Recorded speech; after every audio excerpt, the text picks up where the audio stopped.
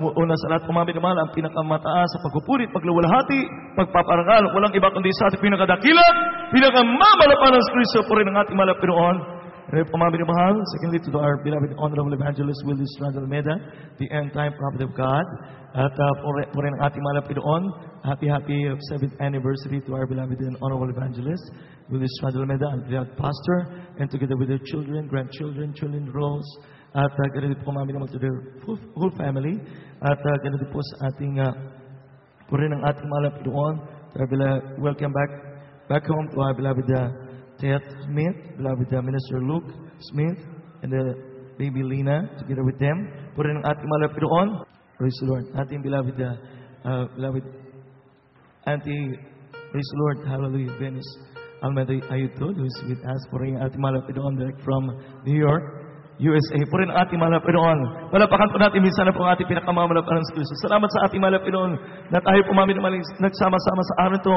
Isang espesyal na anniversary po mahal, pagselebra sa araw ito po mahal, sa ikapitong taon ng paggunita po mahal matagumpay. We call it the greatest miracle of our time. Puri ng ating mahal na Pinoon. Hallelujah! Praise the Lord. At ating pinahadap po mahal ang ating beloved engineer Felix Peru. Mahal,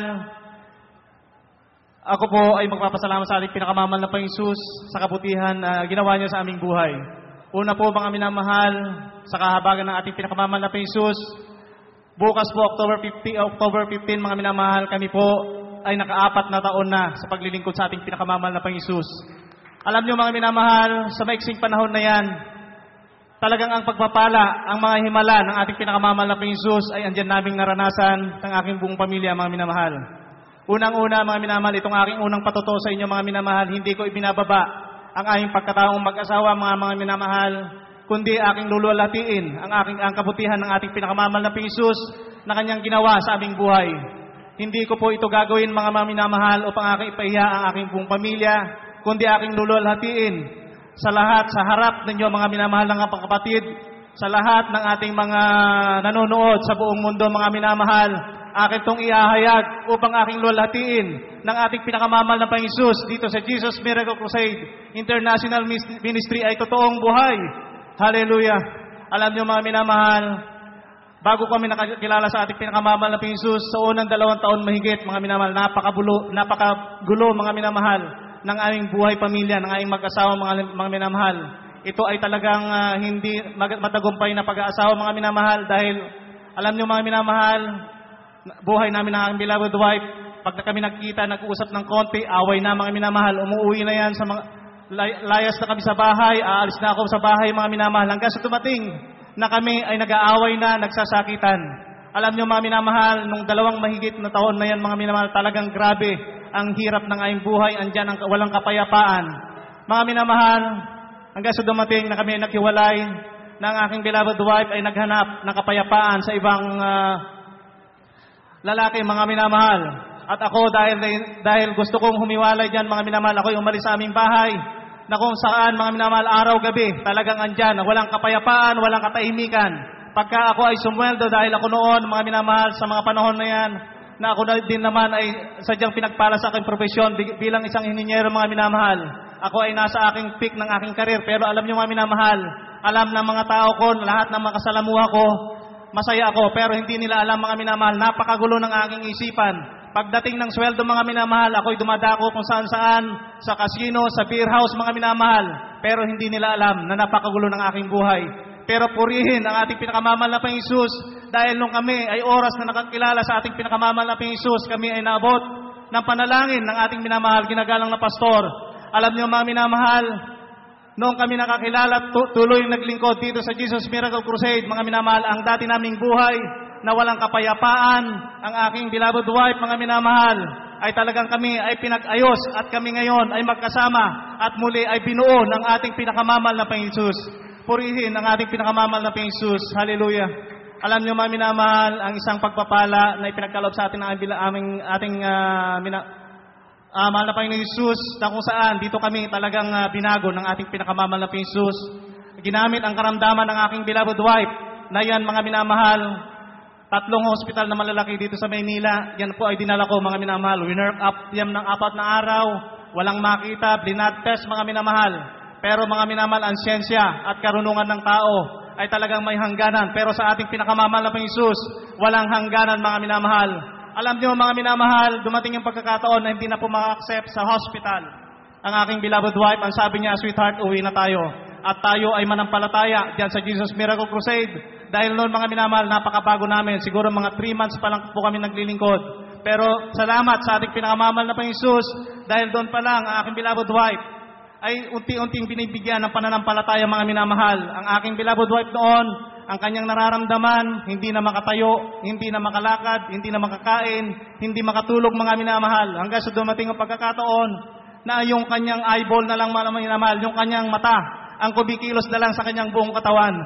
Hallelujah. Alam niyo mga minamahal, sa patuloy naming pagdalo dito sa Jesus Miracle Crusade, sa patuloy namin na pagsusumamo at paghingi ng mga backup prayer sa ating minamahal ginagalang na pastor, sa lahat ng mga gagawa. Alam niyo mga minamahal, dumating ang awa at habag ng ating pinakamamahal na Panginoon.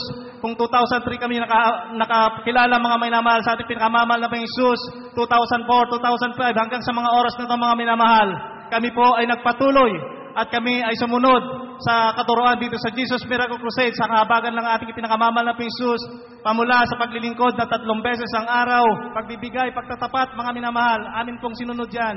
Alam niyo mga minamahal, ang dakilang pagpapala ng ating pinakamamahal na Panginoon. Kung noon ang aking beloved wife, yung kanyang mga ugat, lahat, mula ulo hanggang paa, yan po ay sabi niya parang binabatak, hinahatak mga minamahal, na yan ay nagkadulot ng kanyang panghihina, panalambot, pagsusuka, hindi pagkakain mga minamahal, at siya po ay talagang naging butot balat mga minamahal, halos mamatay na mga minamahal. Alam niyo mga minamahal, nung kami napadala ko sa Pampanga, talagang yan mga minamahal, nakakahabak siya mga minamahal, dahil nilalangaw na po siya mga minamahal, pero sa patuloy na pananalangin ng ating minamahal ginagalang na pastor sa ating lahat, kami po ay kinahabagan ng ating pinakamamahal na Panginoon. At alam niyo mga minamahal, ang aking beloved wife ngayon, nandyan siya, lubusang pinagpala, pinagaling ng ating pinakamamahal na Panginoon. Kung noon hindi makaupo, hindi makatayo, hindi makalakad, hindi makapagsalita ng malakas, mga minamahal, ngayon ginamit siya ng ating pinakamamahal na Panginoon, naging tutor ng aming beloved child mga minamahal. 2 oras, 3 oras na tinuturuan niya yan, nakakalakad, nakakatayo mga minamahal, at lubusang pinagpala. Mga minamahal, alam nyo, kung hindi kami nakakilala sa ating pinakamamahal na Panginoon, sa kalagayan ng aking beloved wife ngayon, imposible mga minamahal. Na ngayon mga minamahal, dahil sa pagtitiwala namin sa ating dakilang Diyos, kami po ay pinagkalooban ng bagong baby namin mga minamahal.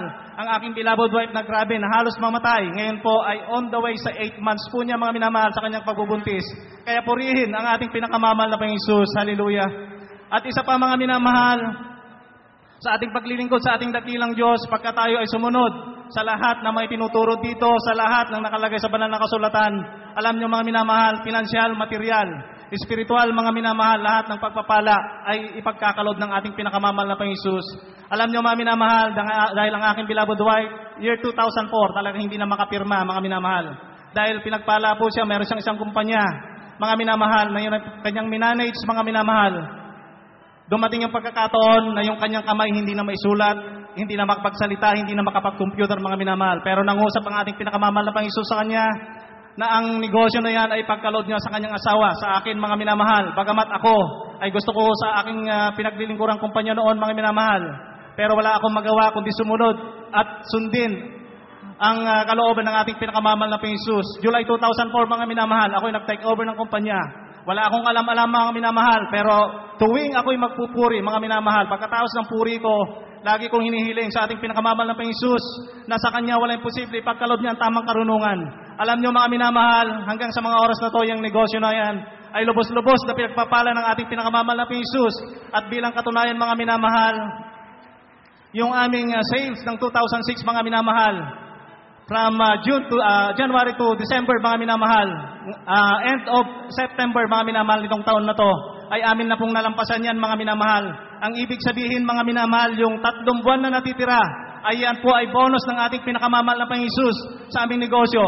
Bagamat mga minamahal, wala talagang alam sa negosyo na yan, pero ang ating dakilang Diyos ay kasama namin sa lahat ng bagay mga minamahal. Hallelujah. Kaya hanggang dito na lang mga minamahal, ang pinakamataas na pagpupuri, pagpapasalamat at paglululhati ay sa ating pinakamamahal na Panginoon po lamang. Hallelujah. Praise the Lord.